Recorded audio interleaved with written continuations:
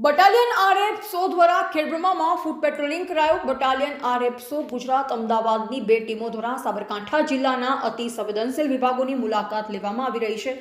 જે સંદર્ભે ખેડબ્રહ્મા પોલીસ સ્ટેશનની મુલાકાત લેવાઈને શહેરમાં મુખ્ય રસ્તા પર ફૂડ પેટ્રોલિંગ કરાયું। તારીખ 18/12/2025 થી 22/12/2025 સુધી અતિ સંવેદનશીલ વિસ્તારોની મુલાકાત કરવાની હોય બટાલિયન ટીમ દ્વારા તે અનુસંધાને આજરોજ અમદાવાદની બે ટીમો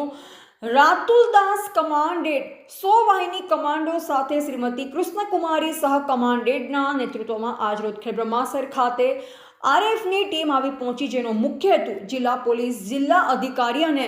પોલીસ અધિક્ષક સાથે મેળમિલાપ કરી જિલ્લા સંવેદનશીલ અને અતિ સંવેદનશીલ વિસ્તારોની જાણકારી મેળવી જિલ્લાના વિસ્તારોમાં વરિષ્ઠ નાગરિકો અને સમાજ સેવક સાથે તેમજ ગણમાન્ય વ્યક્તિઓ સાથે મુલાકાત કરી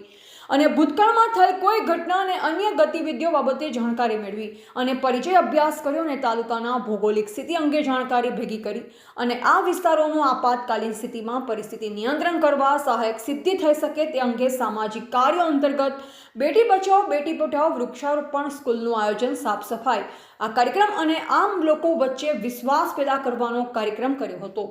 આ પરિચય અભ્યાસ અંતર્ગત તેઓનો મુખ્ય હેતુ એ હતો કે પ્રજાની વચ્ચે જઈ પોલીસ મજબૂતાઈ કરી શકે અને અસામાજિક તત્વોને એક જાતની ચેલેન્જ આપી શકે અને